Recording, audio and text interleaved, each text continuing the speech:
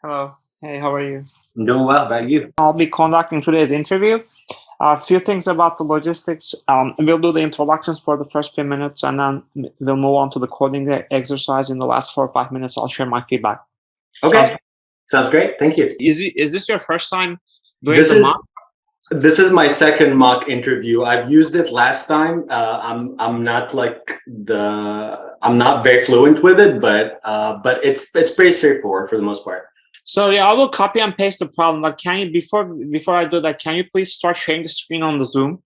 All right. So I see you've copied a question. Says given a string s and a list of characters curs, return the minimum window substring of such s such that every character in curs is included in the window. Yeah, so I can walk you through a couple of examples to make it clear.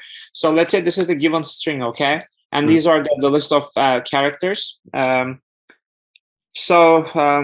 example, you'll see that this substring here, this one contains all the characters. This is one option.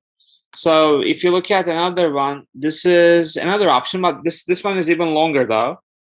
But if you look at this one, the last B, A, and C, for example, this also includes all the characters, but it's the shortest substring among these options. So the answer should be then B, A, and C, this one. So the next example here, again, this is the given string, and these are the characters. You'll see that this string doesn't contain the character D, so you cannot actually find any substring that contains all these characters, and answer should be empty string, just like here. Right. So one thing that will help is that this character list, this only has unique characters, okay? So this is helpful. It makes the problem a little bit easier. Right. Than it will be otherwise. So yeah, that's about it. Any questions or any clarifications that you need, just let me know. So this is not case sensitive. This is like characters just like as they appear. And this is not case insensitive. It is just for simplicity, we can assume that if one of them is lowercase, the other one has lowercase characters as well, or vice versa. If one has uppercase, the other only has uppercase characters. So just for simplicity, okay. Doesn't matter that much, but yeah, if it's easier, go for it. Right. And what about the sizes? Like, what's the maximum size of s and curs? I mean, yeah, you don't need to consider that. Yeah, it's not long enough to blow up the buffers. Gotcha. Yeah, that's the reason why I'm asking. Okay. So the first thing that would come to mind, which is like a naive solution, obviously, is to just have a nested loop and basically consider all substrings. Like, you start at A and like you keep building up until you can't build anymore, I guess. So how would that work?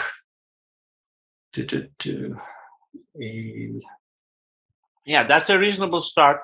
Yeah, you just have to first find a substring that contains all the characters. That should be the first step. Yeah, makes sense. Right. So if I have all substrings, basically just pick the smallest of all of them. But that will be that will be a naive solution. Right. Yeah, that's what I'm saying. This is like obviously the first thing that jumps into your mind. Now let's see if we can improve on that. So the smallest substring would have at least the number of characters in the array, right? So maybe we can consider all the substrings of that size first, and then see if we can build on top of them to make them inclusive. But I don't like that. I don't feel good about this one either. I mean, basically, maybe I'll give you a little bit of a hint. So I think for the first thing you have to look for is starting from the first character, just expand them imagine you have some sort of a window Mhm. starting with the first character and expand it all the way until you come across with a window that contains all the characters, right? So Right. let's find that window. So it's all about what you do after that to efficiently search for all possible substrings and and finding the one with the minimum length among them. And I think maybe you can think about what you can do from that point on. Um, Maybe another thing you can another thing you may consider is once you have that window, so obviously you have to expand that window somehow, and also at some point maybe um, that window gives you enough information so that you can start shrinking it from the other end. So Right. that way, just by alternating shrinking and expanding, you can process the entire string, and um, maybe we'll do that efficiently because if you run a window across the string, it should be a somewhat linear algorithm. I think. Mhm. Um, but it's all about how you process that window. Right. And I'm just writing down kind of what like I'm thinking the algorithm should be. So like start with basically like from the beginning.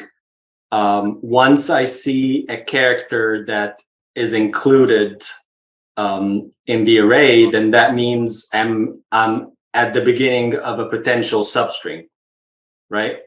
So I can keep adding characters on the right from there until I find a substring that has all of them, right?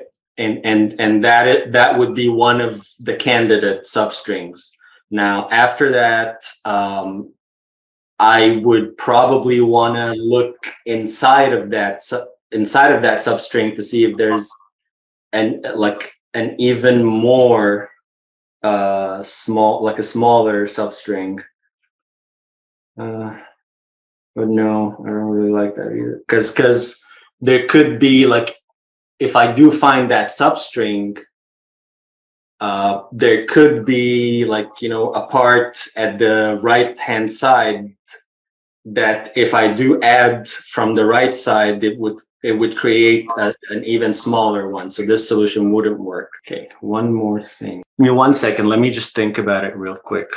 So are you suggesting that like this would be like some greedy strategy? It's not like an exhaustive search, basically, right? I mean, it all comes down to doing an exhaustive search somewhat, but doing it efficiently, as you said. I mean, I don't want to necessarily say it's a greedy.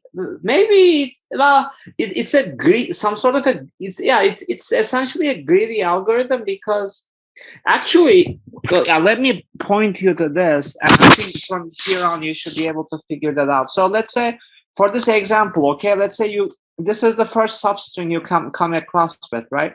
Mm-hmm. So again, depending on what structure, what extra data structure you use and how you do the computation, that I don't want to reveal. But at this point, okay, so let's say this is our window. So if we shrink this window in hopes of finding something smaller in length. So let's say DOBEC, right? At that point, that substring doesn't contain all the characters, and basically that tells us that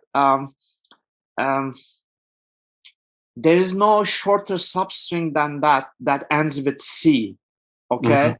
Because I mean, of course, if we had AA here, that would have been a different story. But in this particular case, based on the characters we have, so here, once you shrink the window from left, and if when you are here, you are guaranteed that there's no point shrinking that any further while Right. fixing the right pointer on the C, because Basically, that's the shortest, right? So at that point now, since you know that there's no need to go any further, now you can start expanding again, okay? So let's say we expand again, so this doesn't contain that missing character, so you have to keep expanding again until you see that missing character. But I can't expand from after the first substring. I'd have to start with D, like the second character, right? Yeah, because you have to first make sure that you have the shortest substring that's ending with that character on the right, right limit of the window. Once you know that for sure, you can now start expanding again, because that's basically your shortest up to that point. So now you have to check other possible substrings, whether they are shorter, or whether they are shorter or longer or whatnot. Yeah. Mm-hmm. Okay, so basically it would start not with a nested loop. It would basically be this is pseudocode, by the way. Let's just do this. What's that? Void will actually bring so we can find smallest, and then if it's string S and character array C, right? So it would go something like for int I equals 0, I less than s dot length plus I, do basically start with the character at I, and then keep trying to add characters to the right until you find a substring that that basically has all the characters in the array. So start with this car and add from right until you satisfy condition.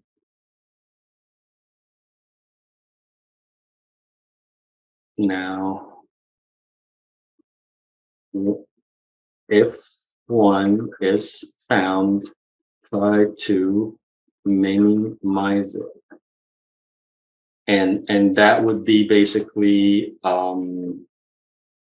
remove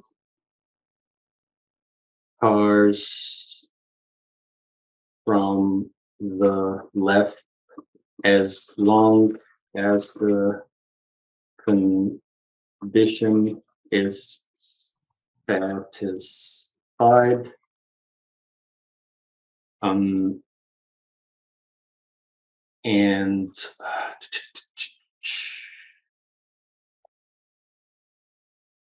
now, like once this breaks, then I would need to basically say, okay, well, I can't take any more characters from the left side. And this is the smallest substring that I can get from here. And then save that string like somewhere, basically as a potential solution. And then basically continue, but then my continuation has to be from I plus 1 and not I plus the length of the string that I found, right?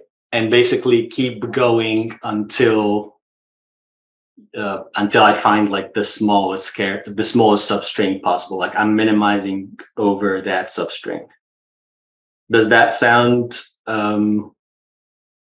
okay? Let me think about it. Yeah, so far so good. Cool. Now the question is, how do I do this in an optimized way? Now the question becomes, does that substring have every single character in the array? And one way to do that is basically to have, I mean, I can obviously sort them both and like kind of see if they're matching, if like the first n characters match and n is like the size of the array.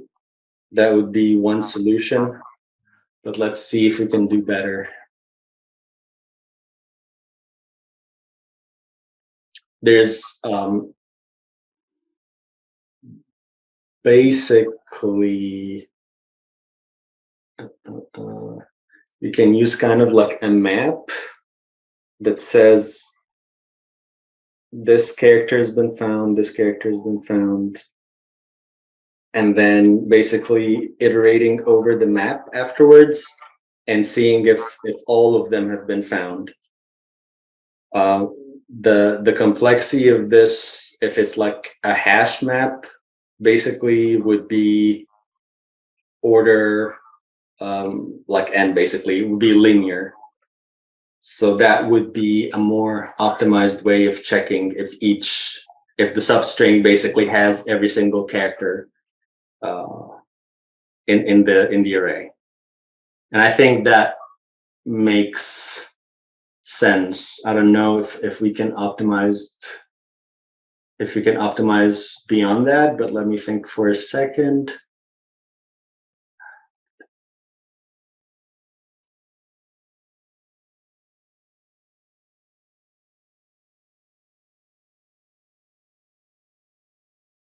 Okay, let's start with that and then we can think about optimizing it farther down the road. Is that okay with you? Yeah, sounds good. Fair enough. Okay. So probably a good idea to start coding. Yeah. That's what I'm doing. So I'm gonna have this string buffer, or string builders is what it's called in C#. SB equals new string builder.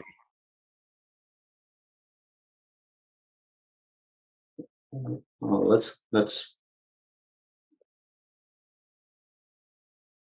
yeah. So string builder, and then is it okay if I search for the API? I'm not sure. Why not? Go for it.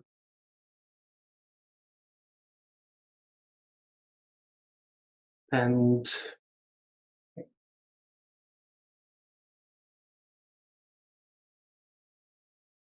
pending clear. Okay. So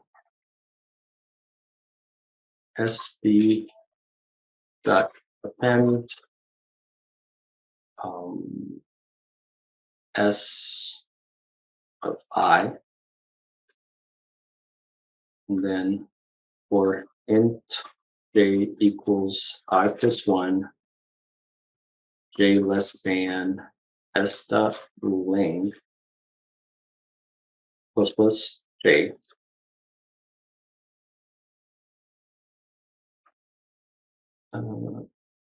Basically,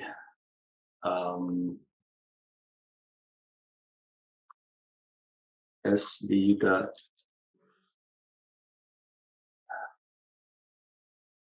well, let's see.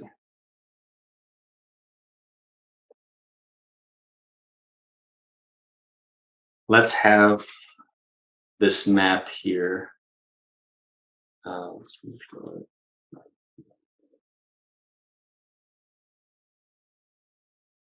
call it dictionary. So I'm gonna have a dictionary of character and Well, does it even have to be a dictionary? Like, could just be an array, but Yeah, let's. yeah, because you may have multiple. I mean, you have to keep count of the characters probably. Otherwise, that shrink. Determining when you cannot shrink any further could be tough, right? I have to keep count because if. I mean, if you have, for example, if you Oh have, yeah. I you see. know what, if you have duplicate characters, then how can you determine if you cannot shrink any further? So you have to have the count information so that you know how many times that character appears in that window.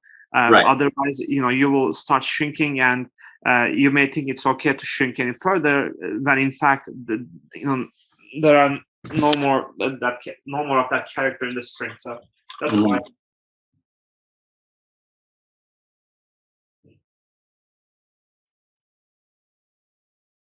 And then to initialize this,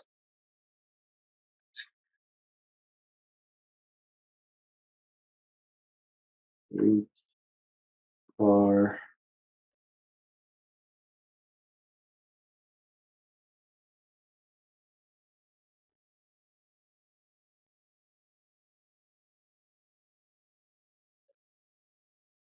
dict of c equals 0.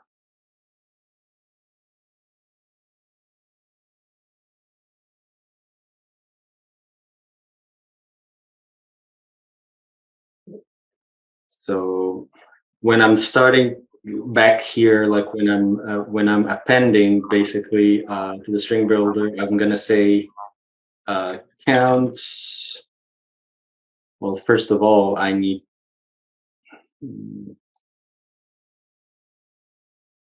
private static void init dictionary, and then this takes a dictionary of color and int counts.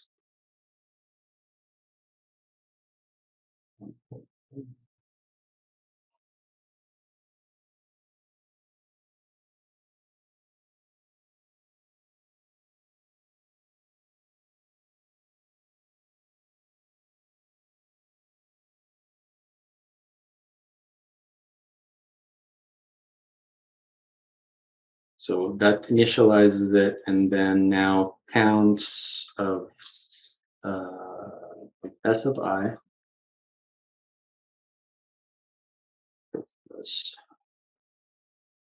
Well, that's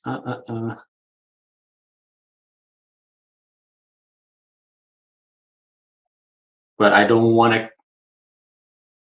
Okay, counts of s. That's fine.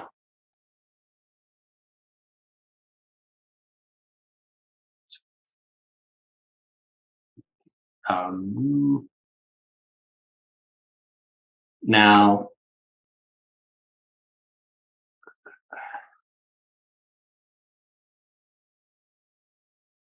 basically, what I'm trying to test for here is that if I add another character, would that satisfy the condition, basically? So let's write this private static bool satisfies condition, and that takes a string builder s, and it takes a car array cars, and it takes this as well, the dictionary.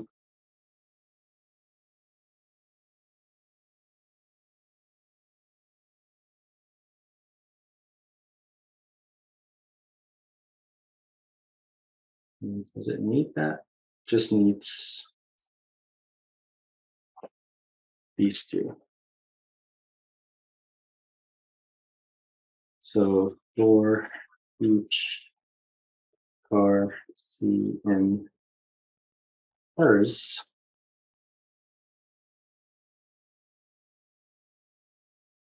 if counts of C greater than 0, or actually less than 0.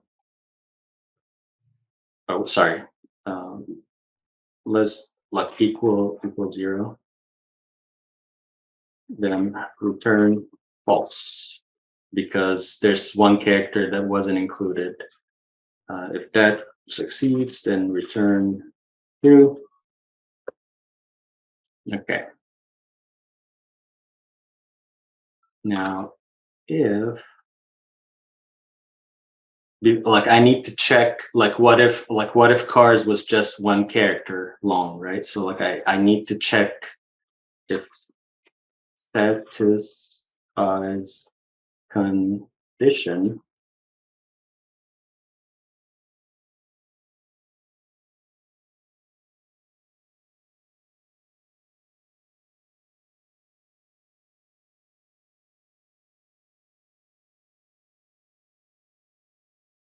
or rather if not satisfies condition.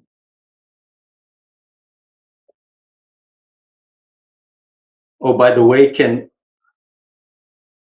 these can this array be like empty? Which one? Yeah, potentially. Yeah, why not? Okay. So if it does not satisfy the condition, then start trying to add to it basically. So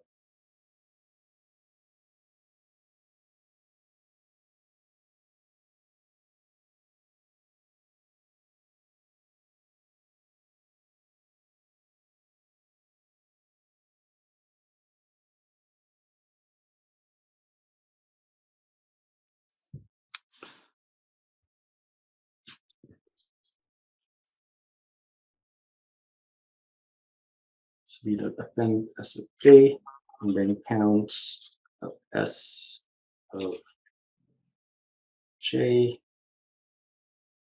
plus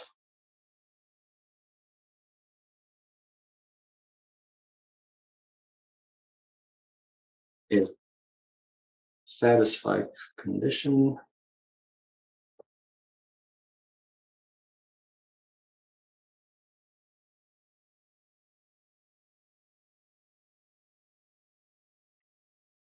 Great.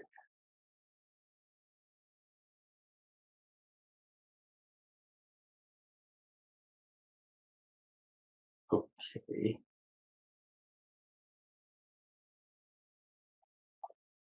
But I have to clear here first.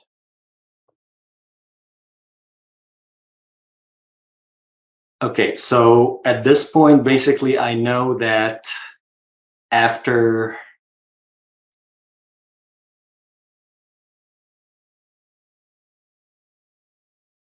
this loop, sorry, after I exit from here,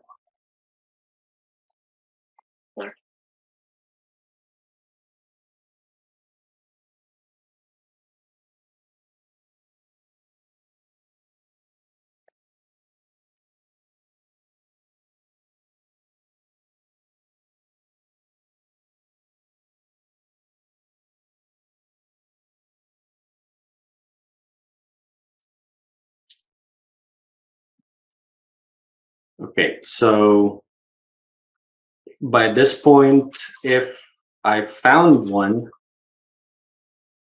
then I would need to start seeing if I can make it shorter. And okay, start to try to make it shorter. In order to do that, I'm gonna start trying to remove characters from the left side.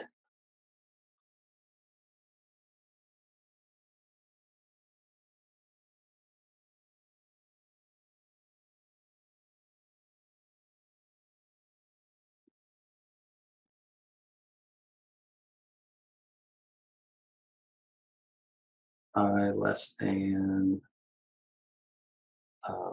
SB dot length plus I.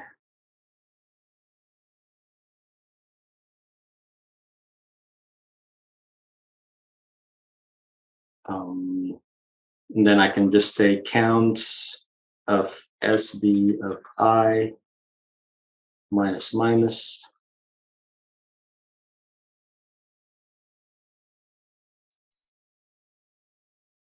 Let's see.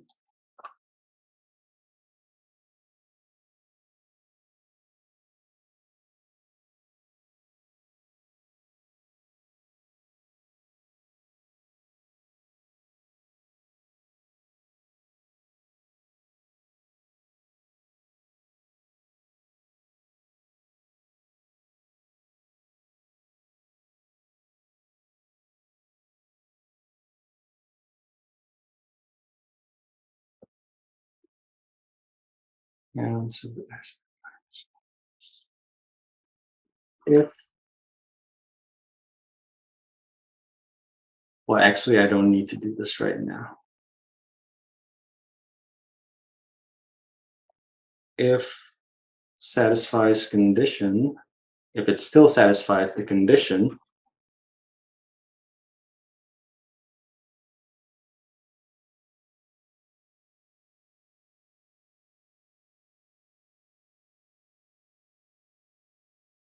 then I can do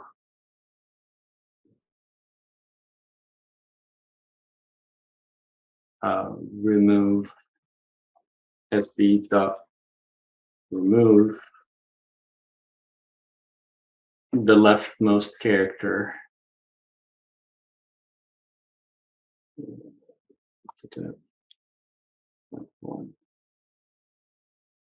This basically says the index and the length. So remove the left from the leftmost one character. It does satisfy that condition. Else.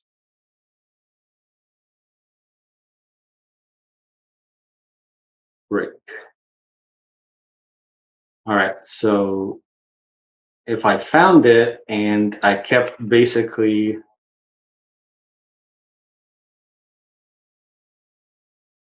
if it satisfies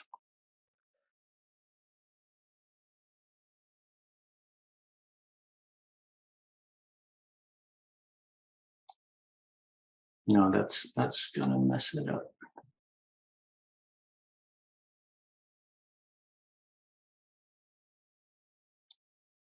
Yeah, I feel like I guess like I'm gonna have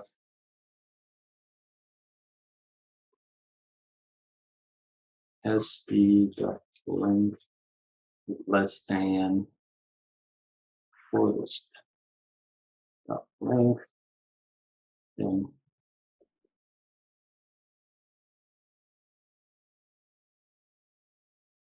short this.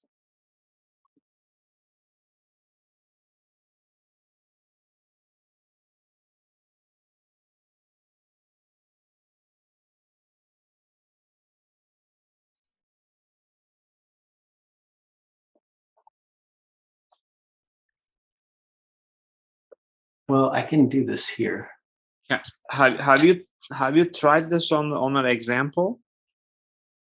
Oh, satisfies condition. Oh, okay. We are now. You're trying to implement. Otherwise, I think the rest of the rest has been implemented. It seems. So it all comes down to figuring out. Okay, I see. Do you want me to like run this through an? No, it won't. No, it won't run because obviously without. I mean, if you think it's done, then obviously you want to start running it because. Yeah, we only have 10 minutes or yeah, about 10 minutes left. So I mean, it's in your best interest. I don't want to rush you, but. okay. I'm just gonna write like a test case here, but like I'm not gonna run it until like I just proofread it first. So let's say find. This obviously needs to return something.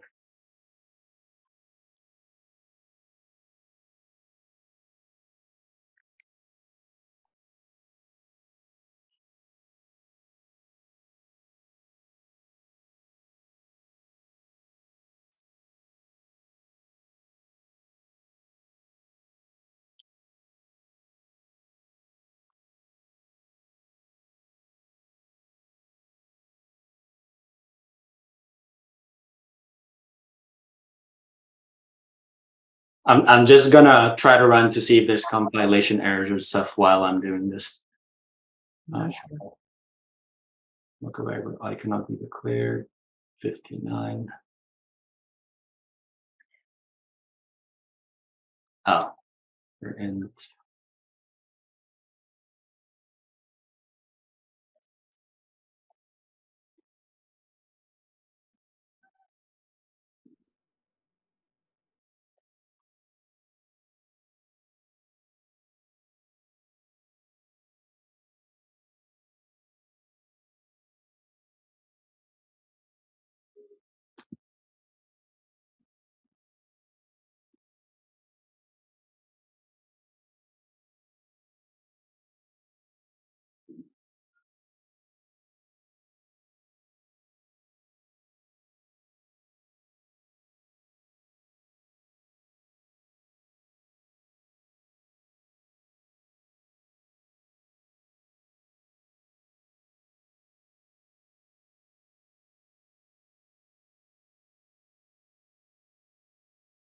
Oh, obviously.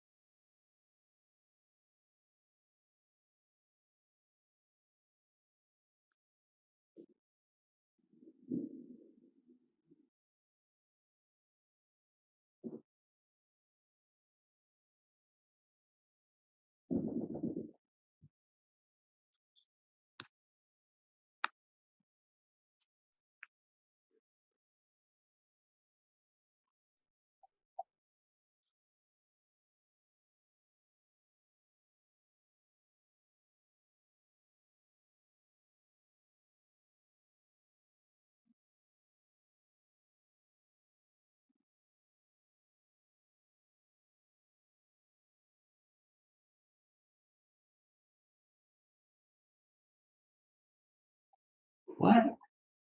It's declared right here. String builder.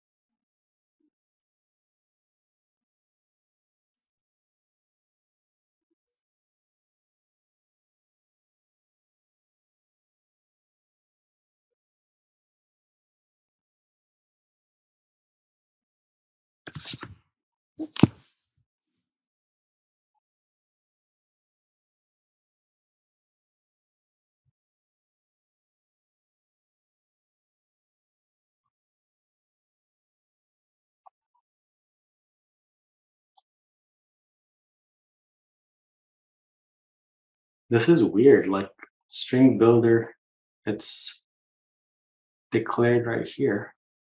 I don't know why it's not happy with it here.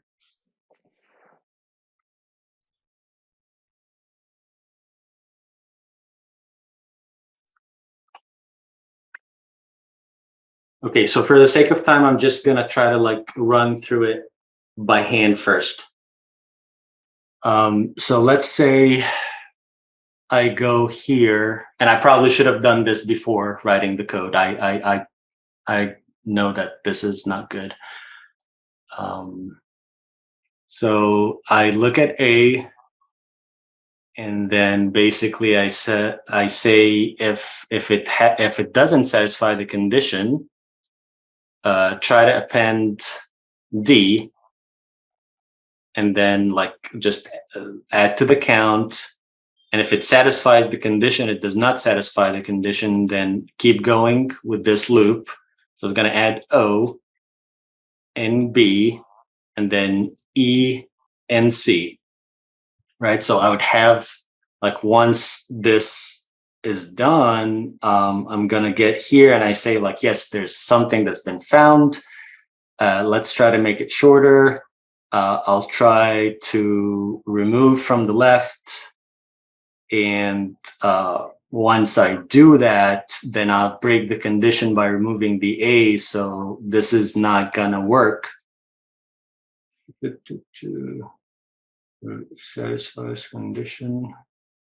So it wouldn't satisfy the condition. So I'm gonna come into that else here and say, okay, well, I haven't removed anything from the string builder, so it's still like the smallest one that I found, but like I need to compare it with the shortest string, like the ultimate one. And if it's shortest, it's shorter, then like set shortest to that string builder that we have so far. And then go back to the D basically, and then say D, O, B, C, D, O, B, E, C, O, D, E, B, A. That would be the next one, right? A, B, C, yeah. And then I'll basically, here in this situation, I'll get into the other loop, basically, where I can actually remove from the left. So I'm going to remove the D. If I remove the D, I still have A, B, and C. Oh, so here's a bug. Basically, like it doesn't make sense for me to start at an I that's like not even included, right? Like it has to start with an element that I do have. So can we do that?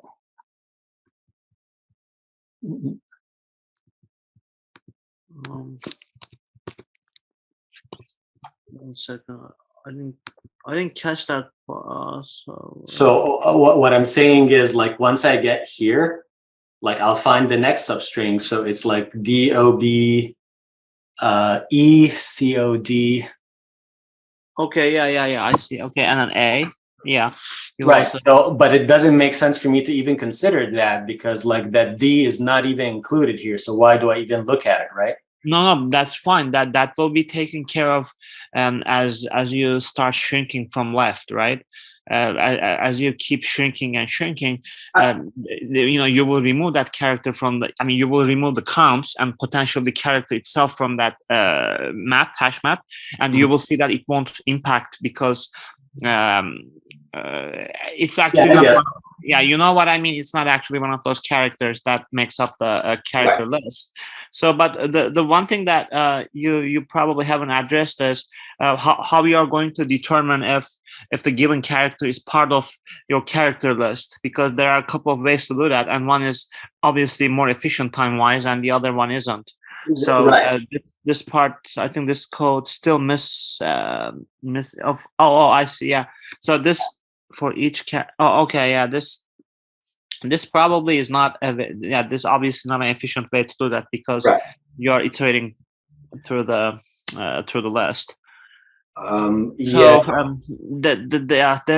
There's probably we only have about 5 minutes left, so I guess it's just about time that I start giving you some feedback. So overall, maybe one thing I can give an advice is you probably want to practice problems that combine either multiple I mean, it's kind of rare though, where you will be asked to implement multiple algorithms. But what's more common is rather than doing, for example, a question on binary search or just DFS or BFA recursion or whatever, it's always a good idea to practice problems where you have to combine this algorithmic technique with a data structure. So this is one of those problems. Here you have to do this window. What do you call there? What is it? Like a moving window, kind of. Yeah, exactly. A moving window along with a hash map and potentially another data structure.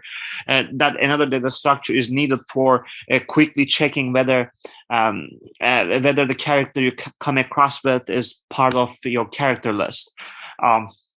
So and so on and so forth. So I think it's a good idea to practice those kind of problems at some point. If this is this is the beginning phase. Right. Another thing, but otherwise, I think overall, again, the right approach is to try to come up with the solution as much as possible, and then starting the implementation, which you did, by the way, so that's okay.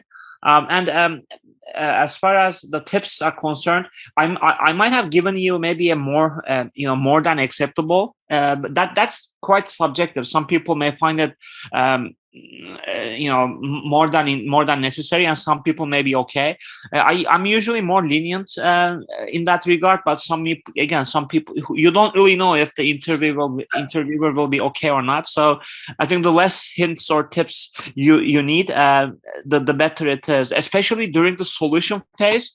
If you can come up with the solution yourself, and then if the most of the hints have to do with some minor stuff in the code, that's usually more acceptable. I'm just giving you this as a friendly advice. No, I totally get that too. Yeah, you're absolutely right.